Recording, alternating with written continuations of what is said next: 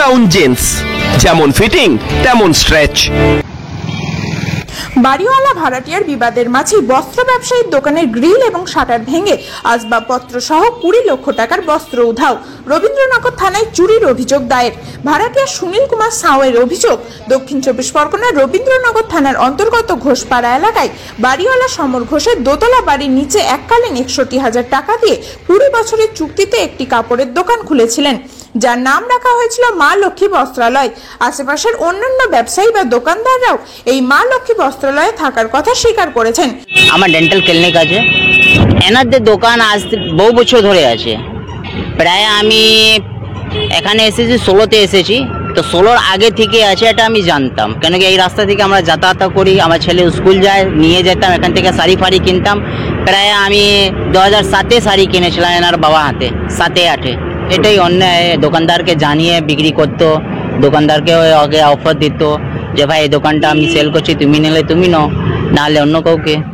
সঞ্জয় চৌধুরী। চুক্তি অনুযায়ী 2024 সালের নভেম্বর মাস পর্যন্ত সুনীল কুমার সাউয়ের অধীনেই এই দোকানটি থাকার কথা।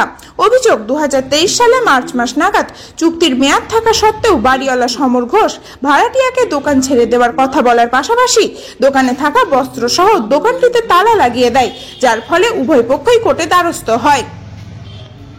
যার ভিত্তিতে মহামান্য আদালত উভয় পক্ষের কাগজ থেকে 2023 সালের নভেম্বর মাসে বাড়িওয়ালা সমর ঘোষকে দোকান ঘরটি খুলে দেওয়ার আদেশ দেন।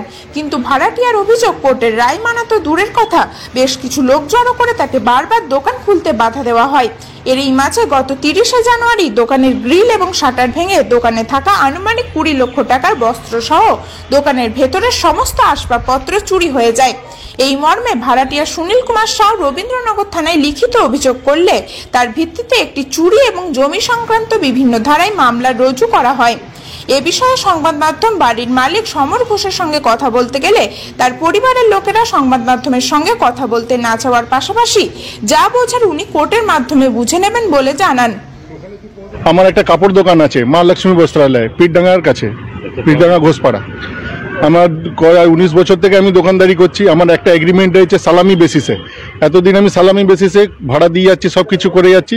এখন হঠাৎ আমার বাড়িওয়ালা একদিন বলে কি আমি তোমাকে দোকানটা ছেড়ে দিতে হবে। আমি কেন স্যার, কেন ছেড়ে দিতে হবে? বলে আমি দোকানে ঘরটা বিক্রি করছি, তোমার দোকানে ছেড়ে চলে যেতে হবে। চুক্তি অনুযায়ী কি কথা হয়েছিল? চুক্তি অনুযায়ী কথা হয়েছিল আমি যতদিন থাকতে পারি। এরপরে আমি 61,000 সালামি বেসিসে কিনেছিলাম। তারপর চুক্তির মধ্যে লেখা আছে কি আমি যতদিন থাকতে পারি। তারপরে আমি কাউকে বিক্রি করতে চাই তো প্রথম বাড়িওয়ালাকে জিজ্ঞেস করব, তারপরে বাড়িওয়ালা না নিতে পারে তাহলে আমি অন্যজনকে বিক্রি করতে পারবো। এই সালামি বেসিসে আমি দোকানটা এতদিন চালাচ্ছিলাম। হঠাৎ আমার দোকানে একদিন তালা মেরে দেওয়া, সকাল 9টার সময় তালা মেরে দেওয়ার আমরা তার অভিযোগ কোর্টে গিয়ে জানিয়েছিলাম। অনেকদিন ধমকাধমকি করছিল, আমি কোর্টে অভিযোগ করেছিলাম। অভিযোগ করার পর আমরা তালা মেরে কোর্ট থেকে রেজিস্ট্রি অর্ডার নিয়ে এসে আমি এদেরকে দেখাই, এরা মানতে চায় না। বলছে কি থানার লোক নিয়ে এসো, 200 জন নিয়ে এসেছিল আমাকে মারার জন্যে, বলে তোমাকে তালা খুলতে দেবো না।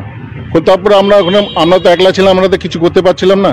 লাস্টে আমরা কোর্ট রায় দিয়েছিল কি তুমি নিজের দোকান করতে পারবে, কিন্তু এরা খুলতে দিচ্ছে না কোনো রূপে। বলছে থানার লোক নিয়ে এসো। থানাতে যাচ্ছি, থানা কোনো রকম শুনবাই হচ্ছিল না। থানাতে আমি কোর্ট থেকেই সব মামলা করেছি।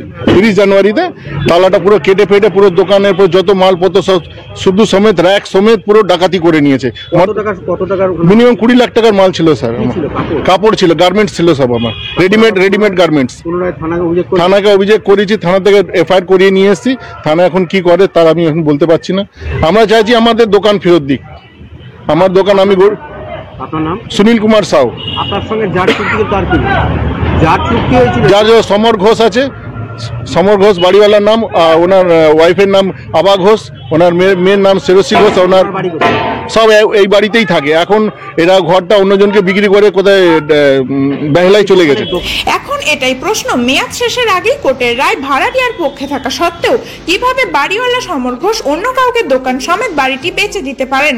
সুনীল কুমার সাউয়ের অভিযোগ, তথ্য এবং দেওয়া কাগজপত্রের ভিত্তিতেই সংবাদ মাধ্যম এই খবরটি করেছে, যার সত্যতা যাচাই করেনি খবর 7 দিন। রবীন্দ্রনগর থেকে প্রীতম চৌধুরীর প্রতিবেদন, খবর 7 দিন। এমনই তাজা ও গুরুত্বপূর্ণ খবর পেতে খবর 7 দিন চ্যানেলটি সাবস্ক্রাইব করুন এবং নোটিফিকেশন পেতে বেল আইকনটি টিপুন।